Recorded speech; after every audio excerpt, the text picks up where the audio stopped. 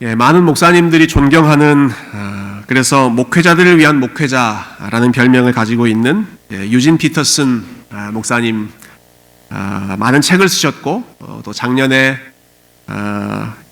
결국 우리 주님께로 또 돌아가셨던 소천하셨던 분이신데요. 이 유진 피터슨 목사님이 다윗을 다른 성경의 어떤 인물보다도 더 많이 좋아하셨던 분이십니다. 이분이 다윗을 너무나 좋아한 나머지 다윗의 삶이 실제로 어땠는지를 직접 느껴보고자 성경에서 다윗이 걸어갔던 그러한 지역들을, 이스라엘 땅에 있는 그러한 지역들을 직접 가서 다윗의 흔적을 직접 느껴보려고 하실 정도였습니다.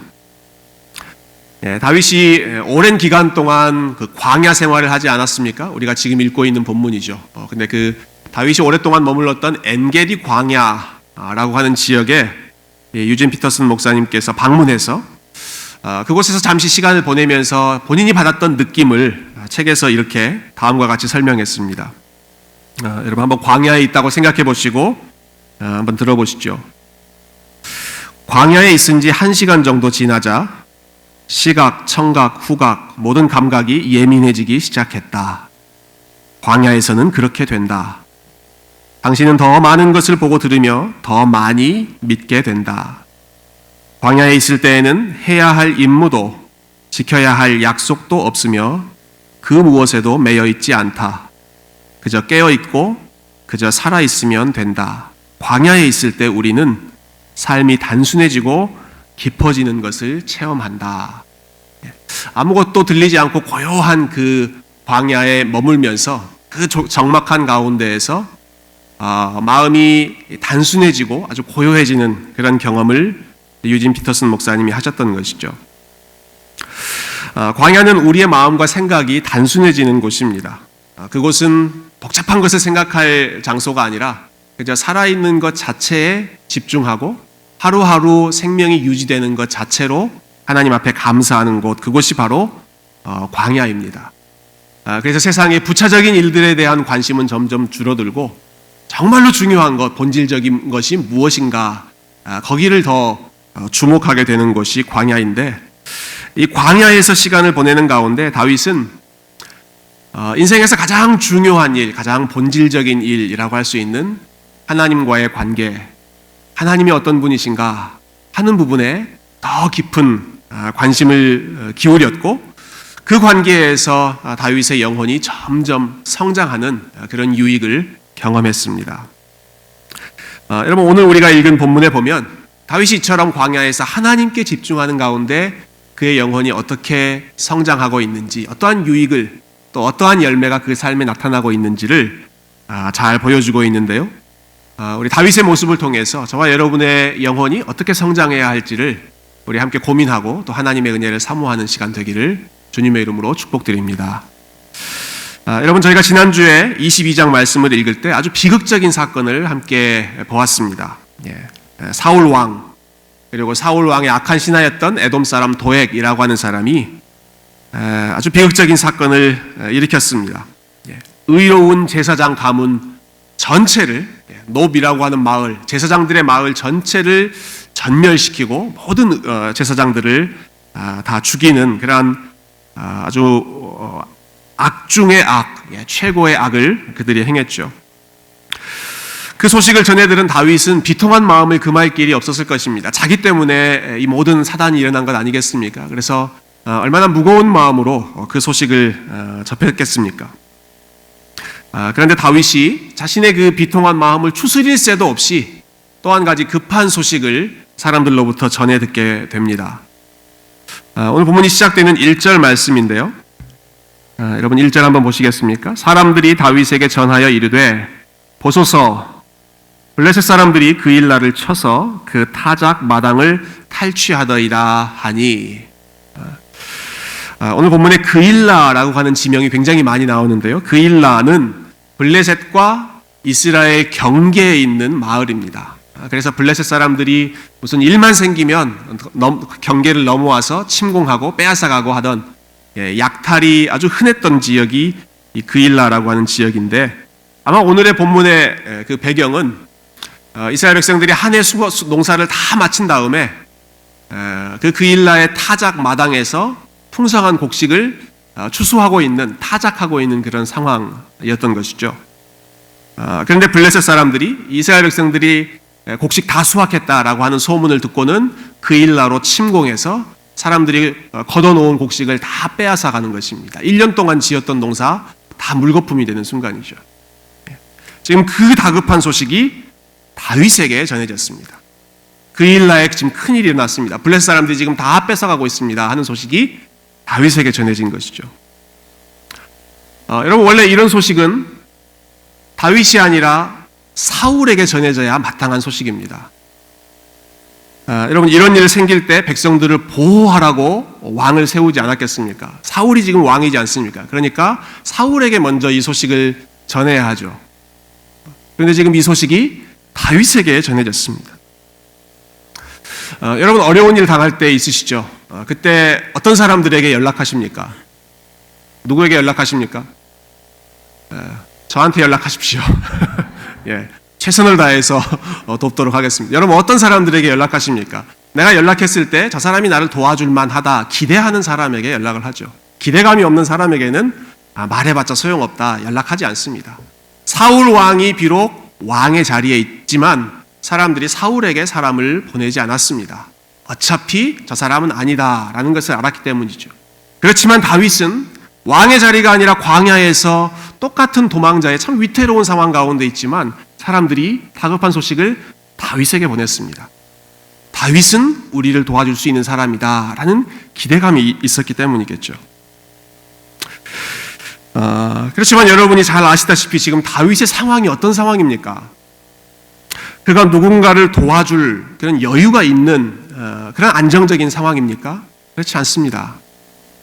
자기의 일 처리하기도 급급한, 자기 앞가림하기도 바쁜 상황이 다윗이 처한 상황입니다. 그런데 다윗이 자기에게 전해진 이 다급한 소식을 듣고 그냥 흘려보내지 않았습니다. 그 문제를 가지고 하나님 앞에 나아가서 하나님께 기도하기 시작합니다. 자, 2절 말씀 한번 보시겠어요? 2절 한번 같이 읽어보실까요? 시작. 이에 다윗이 여호와께 묻자와 이르되 내가 가서 이 블레셋 사람들을 치리이까? 여호와께서 다윗에게 이르시되 가서 블레셋 사람들을 치고 그일라를 구원하라 하시니, 자신에게 전달된 그 소식을 가지고 여호와께 묻자와 가로되 하나님 앞에 묻는 것이죠. 하나님 앞에 기도하는 것이죠. 하나님, 제가 이 상황에서 어떻게 해야 되겠습니까? 다윗이 이 상황에서 기도했다라고 하는 사실도 참 의미가 큽니다마는 다윗이 어떤 내용을 가지고 기도했는가, 무엇을 위해서 기도했는가라고 하는 부분도 저희가 좀 주목해 보면 좋겠습니다. 여러분, 다윗이 이전에도 계속 하나님 앞에 기도했습니다. 다급할 때마다 하나님 기도했습니다. 그렇지만 주로 그가 했던 기도의 내용은 거의 자기 자신에 관한 내용이었습니다. 하나님, 제가 이렇게 위태롭습니다. 어렵습니다. 사울이 쫓아오고 있습니다. 저의 생명을 지켜주십시오. 저를 이 위험한 상황으로부터 보호해 주십시오. 자기 자신에 대한 기도가 주를 이루었습니다. 근데 오늘 다윗이 하나님 앞에 기도하는 내용은 자기 자신을 위한 기도가 아닙니다. 하나님, 우리 동포 그일라 사람들이 위급한 상황에 빠졌습니다. 제가 이 순간에 무엇을 해야 되겠습니까? 자기가 아니라 다른 사람을 위해서 지금 기도하고 있는 것이죠. 다윗의 눈이 자기 자신에게만 향하고 집중되었던 그의 눈이 다른 사람을 향해서 점점 크게 열리고 있다. 그리고 그 문제를 가지고 하나님 앞에서 기도하며 뜻을 구하고 있다. 이것을 우리가 볼 수가 있겠지요. 이 기도에 대한 하나님의 응답은 네가 가서 그일라 사람들을 구원해라 라는 것이었습니다. 자, 다윗은 이제 하나님께로부터 받은 기도의 제목, 기도의 응답을 가지고 사람들에게 그 소식을 함께 나누었습니다. 하나님께서 우리에게 그일라로 가서 저 사람들을 도우라고 하신다. 자, 이 소식을 들은 다윗 주변에 있는 사람들의 반응은 어떻습니까? 우리가 3절을 한번 보실까요? 우리 3절 한 번만 더 같이 읽어보면 좋겠습니다. 3절 시작. 다윗의 사람들이 그에게 이르되 보소서, 우리가 유다에 있기도 두렵거든 하물며 그일라에 가서 블레셋 사람들의 군대를 치는 일이리까 한지라. 다윗의 사람들은, 다윗의 주변에 있던 그의 동포들은 다윗이 하는 말을 듣자마자 어이없다는 듯이 반응했습니다. 오늘 성경에는 보소서라고 아주 점잖게 표현되어 있습니다만은 아마 이렇게 점잖은 상황이 아니었을 것입니다. 그 상황에서 아마 다윗 주변에 있는 사람들은 다윗을 향해서 Are you crazy? 당신 지금 제정신입니까? 라고 말했을 것입니다. 당신 지금 제정신입니까? 지금 우리가 어떤 상황인지를 몰라서 이런 이야기들을 하고 있는 것입니까? 지금 우리 앞가림하기도 쉽지가 않고 언제 우리가 어떻게 될지를 모르는 그런 상황인데 누가 누구를 가서 지금 도와준단 말입니까? 우리가 어떻게 그 일라까지 가서 그 사람들의 상황을 우리가 책임질 수 있단 말입니까? 여러분 사실 이것은 지극히 자연스러운 반응이죠. 상식적인 반응입니다. 우리가 누군가를 도와줄 때 비교적 우리가 어느 정도 안정이 되고 또 주변 사람들을 도와줄 만한, 돌봐줄 만한 그러한 마음의 여유가 있을 때 사람들을 챙기고 돌아봐 주는 것이죠. 내 상황도 어렵고 내 발등에 불 끄기도 급박한 상황에서 내가 다른 사람의 일까지 챙긴다. 우리가 이런 사람을 가리켜서 우리말 표현에 오지랖이 넓다라고 합니다. 저는 오지랖이라고 하는 단어가 좀 안 좋은 말인 줄 알았어요. 비속어인 줄 알았는데요. 이게 순 우리말이고요. 표준어이고요. 사전에 있는 말입니다. 여러분 혹시 오지랖이 뭔지 아십니까? 예전에 한복 입을 때 옷 저고리 위에 상의 저고리가 있지 않습니까? 그러면 바깥 겉옷에 있는 부분을 오지랖이라고 부른다고 합니다. 근데 그 오지랖이 넓으면 다른 부분 안쪽에 있는 것까지 그게 다 가려버리겠죠. 그러니까 가려야 할 부분 말고 더 지나치게 다른 부분까지 커버하는 것을 보고 오지랖이 넓다 이렇게 표현을 했는데 지나치게 다른 사람의 일에 참견하는 사람, 그 사람들을 보고 우리가 비슷한 용어를 써서 표현하는 것이죠. 오늘 설교를 마치고 요 오지랖 이야기만 혹시 기억나실까봐 좀 두려운 마음이 드는데요. 오늘 설교 뭐 들었어? 오지랖이 뭔지 배웠어. 이렇게 나오시면 좀 난처한 상황입니다. 지금 다윗이 하고 있는 일이 그렇다라고 하는 걸 설명드리는 겁니다. 다윗이 지금 다른 사람의 일에 지금 참견하고 있는 것이죠. 사람들이 보기에. 그렇지만 이것은 다윗이 주제넘게 참견하는 것이 아닙니다. 다윗이 하나님 앞에 기도하고 받은 응답입니다. 하나님 어떻게 해야 되겠습니까? 하나님께서 다윗에게 그 일라로 내려가서 그 사람들 도와라 라고 말씀하셨습니다. 여러분 다윗이라고 지금 이 상황에서 다른 사람들 도와주러 가는 것이 자연스럽지 않다는 것을 왜 몰랐겠습니까? 사울 왕 피해서 다니는 것도 힘들어 죽겠는데 다른 사람들까지 돕는 것 다윗이라고 그것이 쉬웠겠습니까? 많은 하나님께 기도했더니 하나님께서 그렇게 응답하시니까 그 마음을 같이 있는 여러 사람들에게 함께 나눴던 것이죠.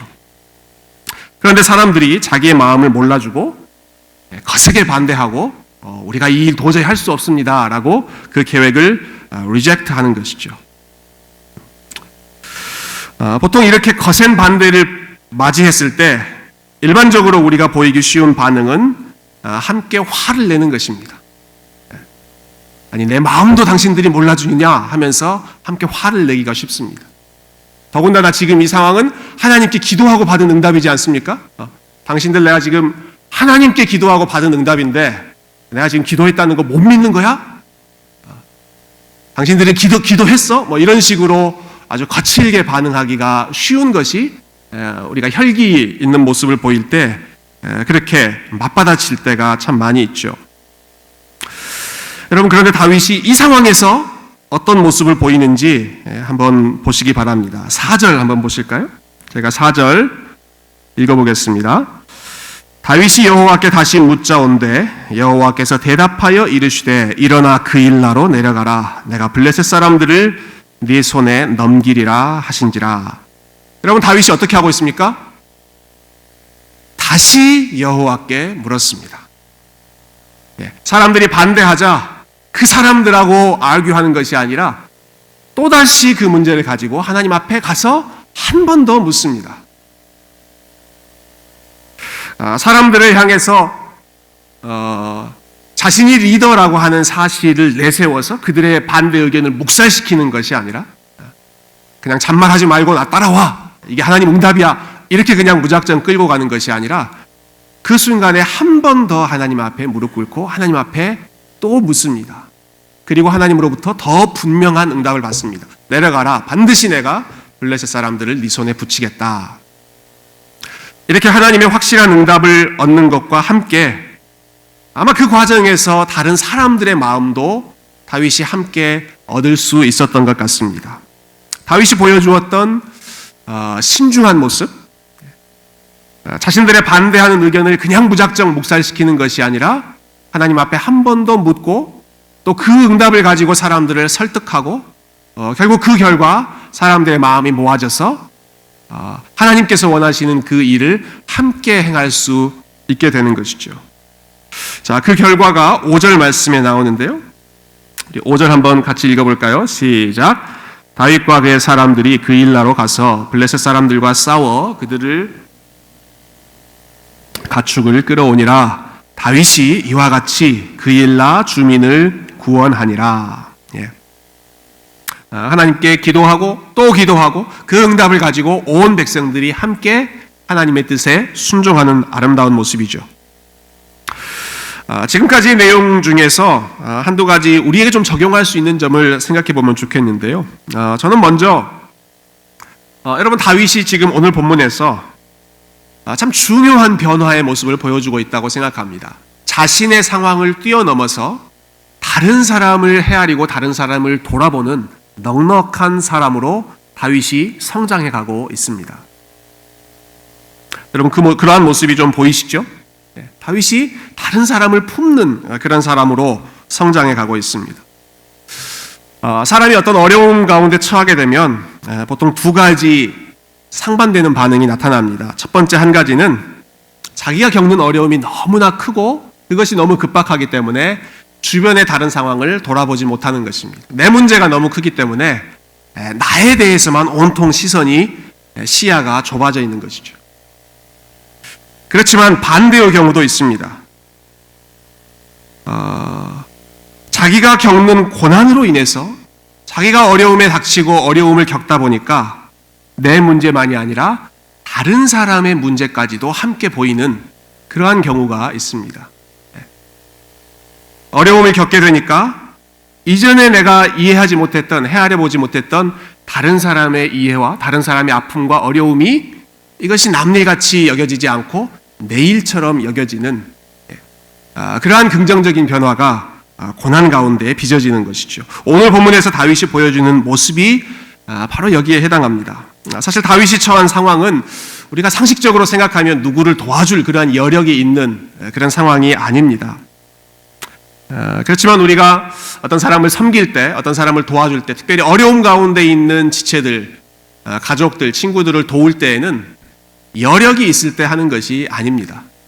시간적인 여력이 있을 때, 혹은 물질적인 여력이 있을 때 누군가를 도와주는 것이 아닙니다. 누군가를 도와줄 때에는 그 사람의 아픔이 느껴질 때 도와주는 것이죠. 아무리 본인의 개인적인 여력이 있다 하더라도 어떤 사람의 아픔이 공감되지 않으면 그 사람을 도울 수 없습니다. 그러나 아무리 나의 상황이 다급해도 나와 비슷한 상황 가운데 있는, 어려움 가운데 있는 어려운 이웃, 우리의 어려운 지체들의 모습이, 그들의 신음소리가 내 귀에 들릴 때 내 마음이 그들의 마음과 하나 되어서 그들의 일을 내 일처럼 생각하고 도와줄 수가 있는 것이죠. 오늘 다윗이 이 그일라 사람들을 생각하고 있는 이 마음은 그의 상황이 여유롭기 때문이 아니라 위험에 처한 그일라 사람들의 상황이 남일처럼 여겨지지 않았기 때문에 다윗이 가졌던 아주 성숙한 모습이죠. 이러한 마음이 언제 생겼습니까? 다윗이 하나님 앞에 기도할 때 생겼습니다. 하나님 앞에 물었을 때, 하나님 앞에 기도했을 때, 그일라 사람들이 약탈당했다라고 하는 소식을 듣고 다윗이 기도했고, 한 번의 반대가 있었음에도 불구하고 또다시 하나님 앞에 기도하면서 그 마음을 다시 한번 확인하고, 하나님께서 우리가 저 사람들 돕는 것 원하신다. 그 마음이 기도 가운데 형성된 것이죠. 광야라고 하는 학교를 거치면서 여러분 다윗이 성장하고 있습니다. 무슨 소식이 들릴 때마다 그것을 가지고 하나님 앞에 나아가서 기도하는 사람으로 성장하고 있습니다. 사람들의 반대에 부딪힐 때에도 또 한 번 기도하는 사람, 다른 무엇보다 하나님 앞에 먼저 나아가는 사람이 되어가고 있습니다. 그리고 하나님 앞으로 나아가면 나아갈수록 다윗의 삶에 나타났던 변화는 자신의 어려움이 아니라 다른 사람의 상황이 더 눈에 크게 보이는 그러한 마음의 넉넉함이 생겼던 것이죠. 우리가 죄에 대해서 이야기할 때 모든 죄의 근본 원인, 또 죄의 핵심은 결국 자기중심성이다. self-centeredness, 자기중심성, 나의 세계에만 꽉 갇혀 있는 것, 그것이 죄의 핵심이라고 함께 나누었습니다. 그런데 광야에서 연단을 받고 있는 가운데 다윗이 지금 자기중심성으로부터 점점 탈피하고 있습니다. 자기에게 주목했던 눈이 하나님을 향해서 주목하고 하나님 앞에 기도하기 시작하고, 자기의 상황만 위급하다고 생각했는데 다른 사람의 상황, 그일라 사람들의 상황도 남일같이 여겨지지 않고 그들에게도 자신의 시야가 확장되고 있었던 것이죠. 우리가 이러한 다윗의 모습을 보면서 또 하나님 앞에 기도하는 가운데 우리 성령님께서 저와 여러분의 관심, 또 저와 여러분의 시야도 먼저는 하나님을 향하여서 우리의 시야가 옮겨질 수 있도록 바꾸어 주시고, 또 우리 자신의 삶, 개인적인 환경만이 아니라 우리 주변에 있는 사람들의 어려움과 아픔과 그들의 마음까지도 헤아릴 수 있는 시선이 우리 자신에게서 하나님께로, 우리 자신에게서 다른 사람에게로 넓혀질 수 있는 그러한 은혜를 하나님께서 저와 여러분에게 주시기를 주님의 이름으로 축원드립니다. 이제 본문의 나머지 부분 잠깐 살펴보고 말씀을 마치면 좋겠는데요. 자, 이렇게 다윗이 아주 성숙한 모습을 보이고 있는데 7절을 보니까 아주 상황이 급변하게 돌아가기 시작합니다. 자, 7절 내가 읽어보겠습니다. 다윗이 그일라에 온 것을 어떤 사람이 사울에게 알림해 사울이 이르되 하나님이 그를 내 손에 넘기셨도다. 그가 문과 문 빗장이 있는 성읍에 들어갔으니 갇혔도다. 지금 다윗이 그일라에 왔다라고 하는 소식이 다윗을 쫓고 있는 사울에게도 전해졌습니다. 그러자 사울이 때는 이때다라고 쾌재를 부르기 시작합니다. 아주 흥미롭게도 사울이 이렇게 표현하죠. 하나님이 그를 내 손에 넘기셨도다. 여러분, 사울도 하나님의 이름을 언급하고 있습니다. 좀 흥미롭지 않습니까? 사울도 하나님의 이름을 언급하고 있습니다. 어쩌면 사울이 그렇게 계속 기도했을지 모르겠습니다. 새벽마다 새벽 제단 싸우면서 하나님 다윗을 내 손에 넘겨주십시오. 어쩌면 그렇게 기도하며 살아왔을지 모르겠습니다. 다윗이 그일라에 있다라고 하는 소식을 듣자마자 이거 기도 응답이구나. 하나님이 내 손에 넘겨주셨구나. 그렇게 생각했던 것이죠. 하나님을 언급하고 있지만 여러분, 사울에게 있어서 하나님은 본인이 순종하고 본인이 섬겨야 할 대상이 아니라 자신의 욕심을 이루어 주시는 하나의 도구 정도로만 사울은 생각했습니다. 다윗이 경험하고 다윗이 알아갔던 하나님과는 반대되는 모습입니다. 다윗은 점점 나 자신, 자기 중심성이 아니라 하나님을 향해서, 다른 사람을 향해서 마음이 점점 넓혀져 가고 있는데, 사울은 하나님의 이름을 언급하고 있지만 그의 마음은, 그의 속셈은 결국 자기의 욕심, 자기의 뜻을 이루는데 거기에만 급급하고 있었던 것이죠. 자, 그 소식을 듣고 사울이 군사를 모아서 그일라로 내려갑니다. 그일라 사람들은 다시 한번 군대에 의해서 포위되었습니다.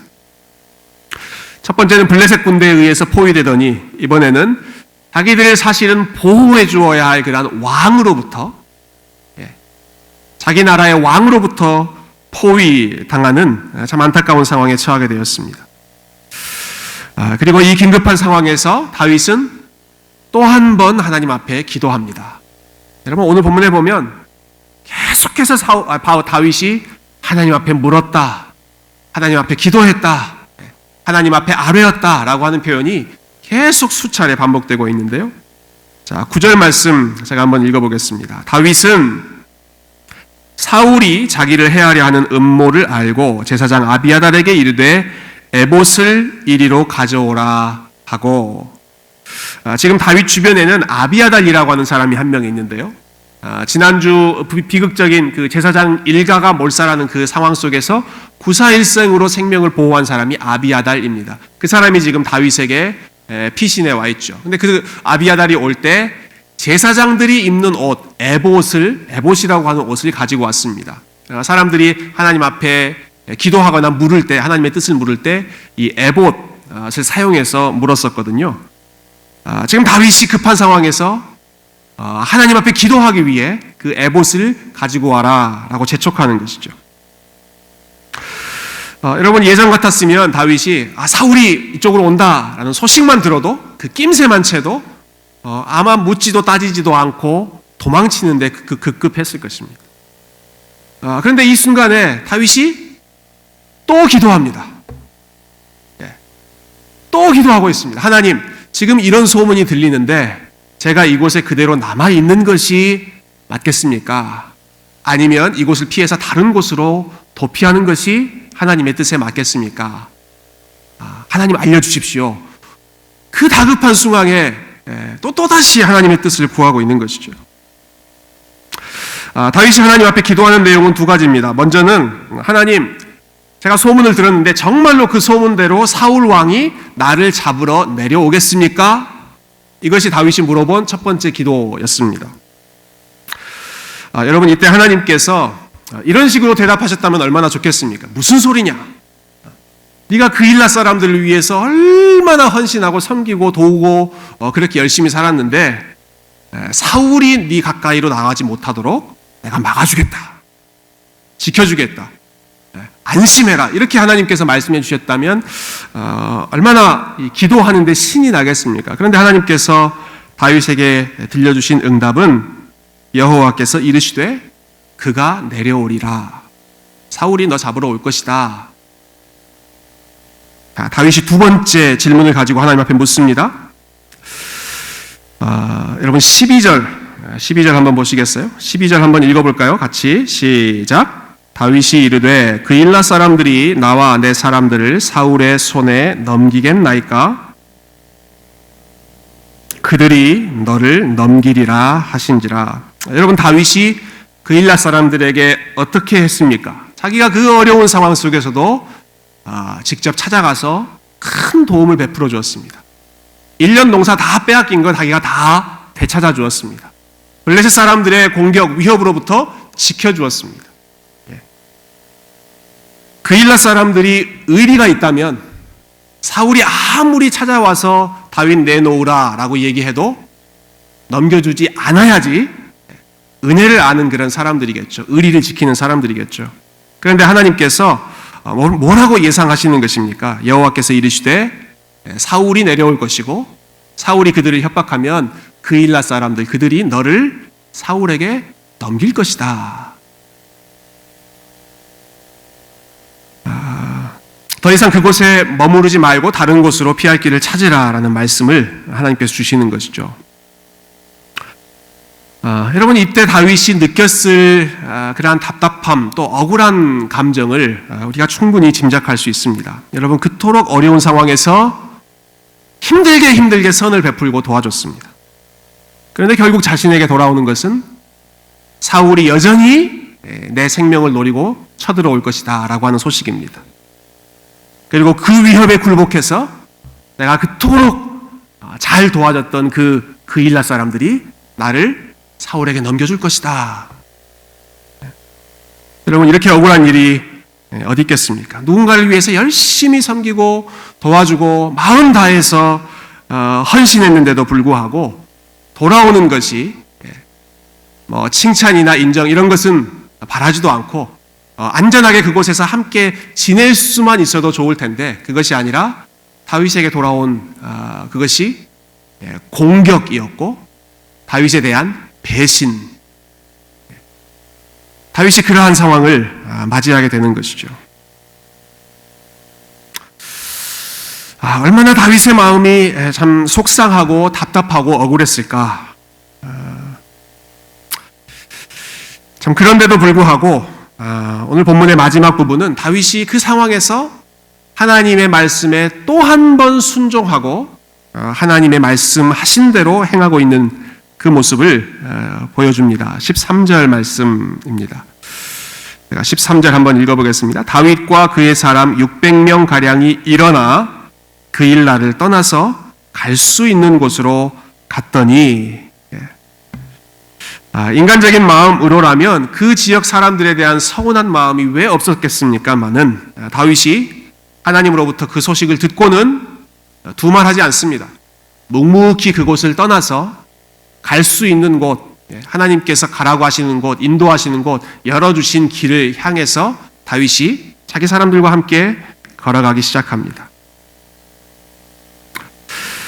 여러분, 우리가 선한 일을 하다가 혹은 교회 일을 하다가 혹은 어떤 이웃에게 열심히 마음을 다해서 섬겨주다가 낙심할 때가 참 많이 있는데요.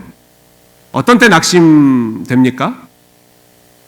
내가 한 일에 대해서 합당한 보상을 내가 받지 못한다 라는 생각이 들 때 참 마음이 서운하죠. 물론 우리가 어떤 선한 일을 하려고 할 때 꼭 그러한 보상을 받고 싶어서 그것을 목적으로 하지는 않습니다. 순수한 동기로 우리가 사람들을 도와주고 순수한 동기로 교회에서 여러 가지 봉사도 하고 사람들을 섬기죠. 아마 다윗도 오늘 그 일라 사람들 지역 그 지역으로 내려갔을 때 오케이, 내가 이 사람들 도와주면 이 사람들이 나에게 좋은 것으로 보상해 주겠지, 우리한테 은신처를 제공해 주겠지, 그런 계산을 가지고 그 일라로 내려가지 않았을 것입니다. 순수한 마음으로 하나님이 주시는 깨끗한 마음으로 그 지역에 가서 사람들을 도와줬겠죠. 자발적으로 도와준 것이지만 참 인간이 연약한지라, 우리가 연약한 인간인지라 아무리 순수한 동기로 시작했다고 하더라도 그에 합당한 보상이 보이지 않을 때 서운한 마음 들 때가 있습니다. 여러분, 다윗이 오늘 본문에서 겪었을 그러한 억울한 마음, 서운한 마음 여러분 느껴보신 적 없으십니까? 내가 정말 이 사람 내가 정말 잘해줬는데 그 사람이 나의 은혜를 모른다. 혹은 내가 이 공동체를 위해서 내가 정말로 청춘을 다해서 힘을 다해서 열심히 섬겼는데 나의 그 헌신을 몰라봐준다. 그럴 때 우리 마음 가운데 서운한 마음, 허전한 마음이 들죠. 사랑하는 성도 여러분, 우리가 그때 기억해야 할 사실이 있습니다. 그때 꼭 기억하셔야 할 사실이 있습니다. 그것은 우리가 하는 섬김과 우리가 하는 사랑과 우리가 하는 수고, 헌신, 그 모든 것의 대상은 사람이 아니라 하나님이다라고 하는 사실입니다. 여러분, 사람 보고 하는 것 아닙니다. 사람을 위해서 한 것이 아닙니다. 물론 사람을 위해서 한 것입니다만은 그들의 보상을 받기 위해서 우리가 한 것이 아닙니다. 하나님께서 그렇게 하는 것을 원하시기 때문에 우리가 순종하는 것이고, 우리의 삶의 섬김의 모든 열매는 결국 하나님께서 받으시는 것이죠. 하나님께서 나누고 베풀고 섬기라는 마음 주셔서 그 뜻에 순종했을 뿐입니다. 그리고 그 모든 섬김과 순종과 헌신은 사람들은 알아봐 주지 못할지라도 하나님께서는 기억하시고 하나님은 잊지 않으십니다. 여러분, 이것을 기억하는 것이 우리의 마음이 낙심하지 않을 수 있는 중요한 비결입니다. 하나님이 기억하신다. 사람은 잊어버릴지 몰라도 사람은 거기에 대한 보상을 합당하게 해주지 못할 수 있어도, 아니 그렇게 할 때가 참 많이 있다 하더라도 하나님은 기억하신다는 것입니다. 제가 예전에 어떤 목사님 설교 들으면서 들었던 참 인상적인 어떤 한 구절이 있는데요. 사람은 신뢰할 대상이 아니라 사랑할 대상이다. 여러분 들어보신 적 있습니까? 한번 따라서 해보실래요? 사람은 신뢰할 대상이 아니라 사랑할 대상이다. 사람은 신뢰할 대상이 아닙니다. 저 사람 내가 믿었는데, 이런 거 잘못하신 것입니다. 믿으시면 안 됩니다. 사람은 신뢰할 대상이 아닙니다. 사람은 그냥 사랑할 대상입니다. 그 사람이 어떤 반응을 보이든 상관없이 그냥 무조건적으로 사랑하는 것입니다. 하나님은 신뢰할 대상입니다. 하나님은 절대로 우리의 수고와 섬김과 헌신을 잊어버리시는, 입 닦아버리시는 분이 아니십니다. 하나님은 기억하시는 분이십니다. 오늘 본문에 나오는 이 다윗의 삶을 하나님은 낱낱이 다 기억하고 계셨을 것입니다. 자기 상황도 어려운데 그 일날까지 내려가서 그 사람들 도와준 것. 사람들이 우리 생각 먼저 합시다 라고 이야기하면서 반대의 목소리를 폈음에도 불구하고 하나님 앞에 기도하고 그것이 하나님의 뜻이라고 생각해서 열심히 순종하고 애썼던 일. 심지어는 그 일날 사람들이 너 배신할 거다라고 하는 그 황당한 소리를 듣고 나서도 오케이, 알겠습니다. 하나님 깨끗하게 뒤로 하고 하나님 가라고 하신 곳으로 가겠습니다. 깨끗하게 주님 앞에 순종하는 이 순종의 모습을 하나님은 잊지 않고 기억하셨습니다. 14절 말씀 마지막으로 한번 읽어볼까요? 여러분 14절 우리 한 목소리로 함께 읽어보겠습니다. 시작. 다윗이 광야의 요새에도 있었고 또 십광야 산골에도 머물렀으므로 사울이 매일 찾되 하나님이 그를 그의 손에 넘기지 아니하시니라. 다윗이 자기의 어려움을 부인하면서까지 섬김을 베풀었던 일, 기대하던 보상이 없음에도 불구하고 계속 하나님의 뜻을 지키려고 애썼던 일, 하나님은 그 모든 것을 기억하셨습니다. 사울이 매일 찾되 하나님이 그를 사울의 손에 넘기지 아니하셨다 라고 하는 이 결론은 하나님이 결국 다윗을 기억하셨다.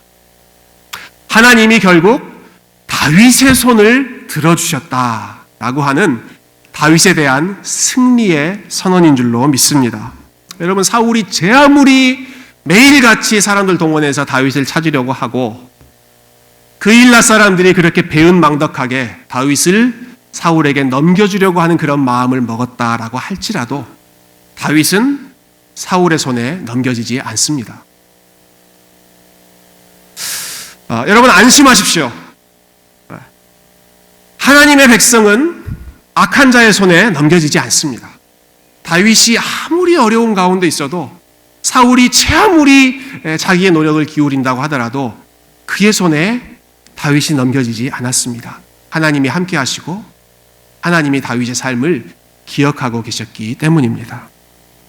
사랑하는 성도 여러분, 하나님이 우리와 함께 하신다, 하나님이 내 편이시다 라고 하는 사실이 저와 여러분의 가장 큰 상급이고 또 가장 큰 보상이 되는 그러한 믿음의 삶을 저와 여러분이 힘쓰기를 소망합니다.